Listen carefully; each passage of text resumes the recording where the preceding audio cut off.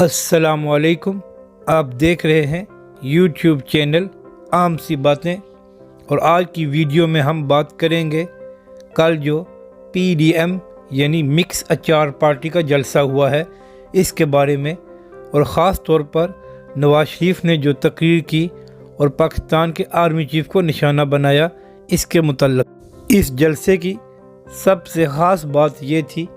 کہ جو لوگ 30 سال سے ایک دوسرے کو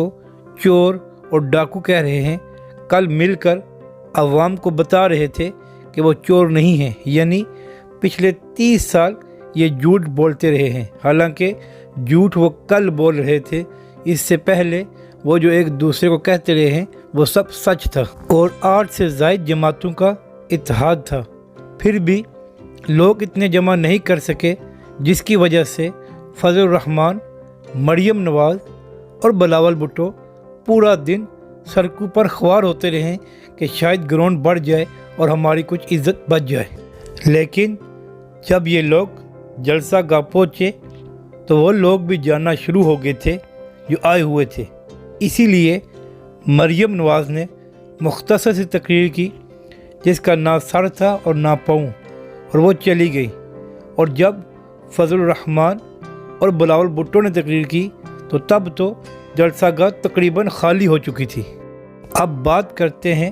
نواز شریف کی تقریر کی کہ انہوں نے کیا زہر اگلا پاکستان کے موجودہ آرمی چیف کے بارے میں۔ نواز شریف نے کہا، جو کچھ میرے ساتھ ہوا ہے، یعنی مقدمے بنے،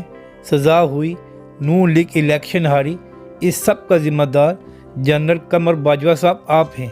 اور آپ نے ہی عمران خان کو مسلط کیا ہے۔ اب یہ بات سمجھنا مشکل نہیں کہ پاکستان کی فوج سے کس کو مسئلہ ہے، اور نواز شریف کا بیانیہ کس کو خوش کرنے کے لیے ہے۔ ان لوگوں کو شرم بھی نہیں آتی، 2 دن پہلے ہی دشمن نے پاک فوج کے 16 جوان شہید کیے ہیں، اور یہ لوگ اسی فوج کو نشانہ بنا رہے ہیں، اور سب جانتے ہیں کہ بلوچستان میں کون ملوث ہے، اور یہ اسی دشمن کی بولی بول رہے ہیں صرف اپنی سیاست چمکانے کے لیے۔ اگر آپ بھارتی میڈیا دیکھیں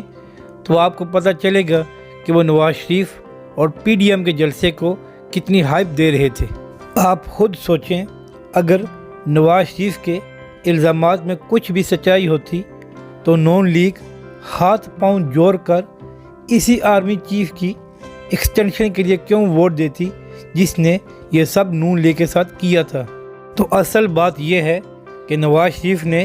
بڑی کوشش کی کہ کسی طرح اس کو ڈیل مل جائے اسٹیبلشمنٹ سے، لیکن جب سب کوششیں ناکام ہو گئی، محمد زبیر نے بھی مل لیا، باقی لوگوں نے بھی، اور کچھ حاصل نہیں ہوا، اور اب وہی خفت مٹانے کے لیے کہ مجھے ڈیل نہیں ملی اور مجھے کچھ حاصل نہیں ہوا، آرمی چیف پر تنقید کر رہا ہے۔ اگر یہ سب کچھ سچ ہوتا تو پھر یہ بتاؤ تمہارے لوگ اسی آرمی چیف سے چھپ کر کیوں ملتے رہے ہیں اگر اس نے تمہارے ساتھ یہ سب کچھ کیا تھا۔ اب اگلے کچھ ہفتے بہت اہم ہیں، کیونکہ تب ہی پتہ چلے گا کہ نون لیگ کی قیادت جو پاکستان میں ہے وہ نواز شریف کے اس بیانیے کا مزید بوجھ اٹھا سکتی ہے یا نہیں، اور کیا